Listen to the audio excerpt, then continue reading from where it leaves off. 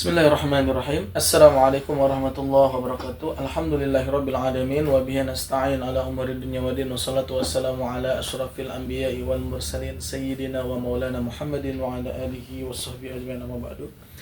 Para pemirsa dimanapun berada, mudah-mudahan dalam keadaan sehat walafiat, semangat terus untuk menjalankan aktivitas dengan baik dan dengan menjadi lebih baik lagi, terutama aktivitas beribadah kepada Allah Subhanahu wa taala. Pada waktu yang singkat ini Al-Fakir seperti biasa ingin memberikan ilmu, informasi tentang ajaran-ajaran baginda Nabi Muhammad sallallahu alaihi wasallam agar hidup kita jauh lebih baik dan lebih baik dan lebih baik, menjadi manusia yang baik, bermanfaat, selamat dunia dan akhirat. Amin ya rabbal alamin. Hadirin rahimani wa rahimakumullah, kita akan belajar tentang masalah keyakinan rezeki, yang mana Nabi Muhammad ingin memberikan pelajaran untuk kita. Walaupun kita makhluk yang sempurna, yang luar biasa daripada dengan makhluk-makhluk yang lain, namun di sisi lain kita sedikit dianalogikan oleh Rasulullah melihat kepada hewan atau seekor burung, untuk kita ambil hikmahnya, ambil pelajarannya.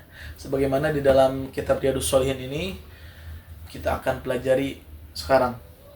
Di sini dijelaskan an Umar radhiyallahu anhu qala, dan dari Sayyidina Umar, semoga Allah meridai kepadanya, berkata, sami'tu Rasulullah sallallahu alaihi wasallam yaqul, aku telah mendengar bahwasanya Rasulullah SAW, Allahumma shalli wa sallim wa barik alaihi, telah bersabda atau berkata, lau annakum tatawakkaluna 'ala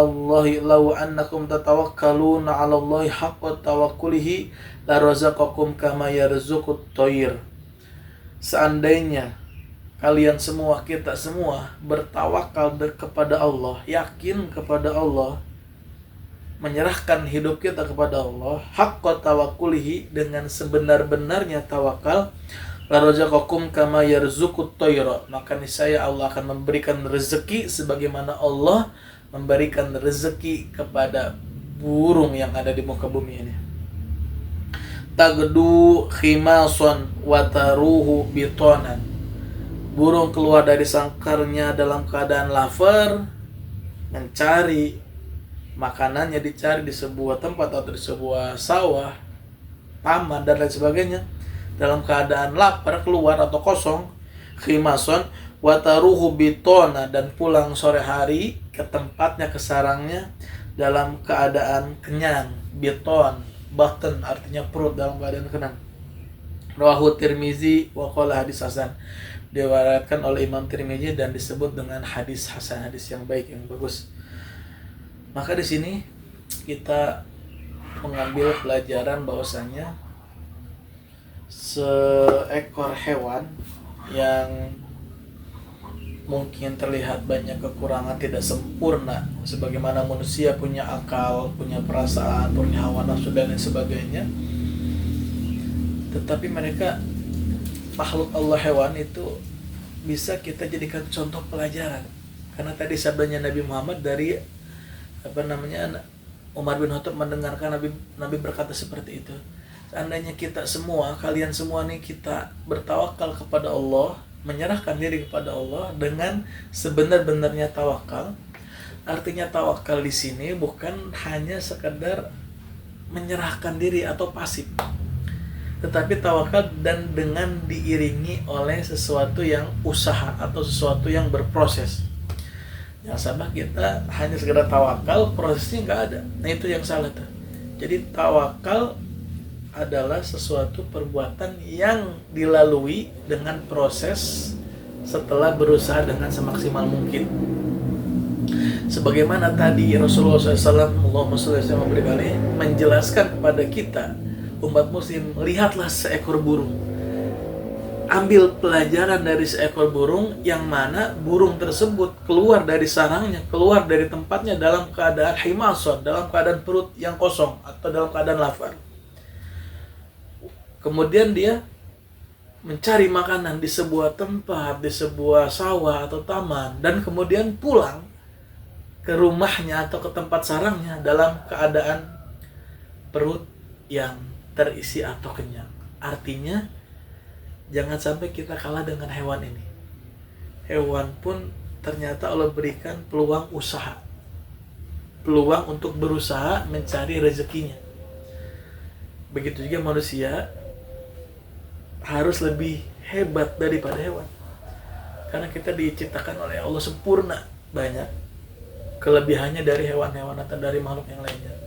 Maka daripada itu, teruslah berusaha dan sekuat tenaga, setelah itu bertawakal kepada Allah Subhanahu wa ta'ala. Allah menjamin rezeki manusia baik dengan usahanya atau tidak dengan usahanya. Artinya Allah akan memberikan rezeki kepada siapa saja yang Allah kehendaki, terutama bagi orang yang benar-benar menjalankan ikhtiarnya dengan sebaik mungkin. Ada yang ikhtiarnya sepele atau sedikit, ya kemungkinan hasilnya sedikit. Dan ikhtiarnya luar biasa besar, pengorbanannya insya Allah hasilnya besar. Dan sebaliknya pula, ada ikhtiarnya biasa dapatnya besar, ada ikhtiarnya besar dapatnya kecil. Dan itu hanya hak prerogatifnya Allah Subhanahu wa ta'ala. Jadi kalau kita pelajari lebih dalam, kita ikhtiar mencari rezeki, kita dapat uang, dapat penghasilan, itu tidak boleh diyakini karena usaha kita, tidak. Tapi itu adalah pemberian dari Allah Subhanahu wa ta'ala. Jadi Allah tahu Allah akan memberikan rezekinya ketika orang itu benar-benar sampai pada tujuannya. Emang proses itu adalah hak kita. Proses itu emang adalah kita miliki. Tapi hasil adalah Allah Subhanahu wa ta'ala. Maka daripada itu, jangan menyerah dalam situasi apapun. Jangan menyerah dalam keadaan apapun. Terus semangat berusaha mencari rezeki dari Allah Subhanahu wa ta'ala. Dalam Quran disebutkan fangtashiru fil ardi, menyebar luaslah engkau ke seluruh penjuru bumi untuk mencari rezekinya Allah Subhanahu wa ta'ala. Dan setiap rezeki yang Allah berikan itu adalah rezeki yang terbaik dengan cara-cara kita yang baik, dan jauhi perkara-perkara cara-cara yang buruk atau yang haram.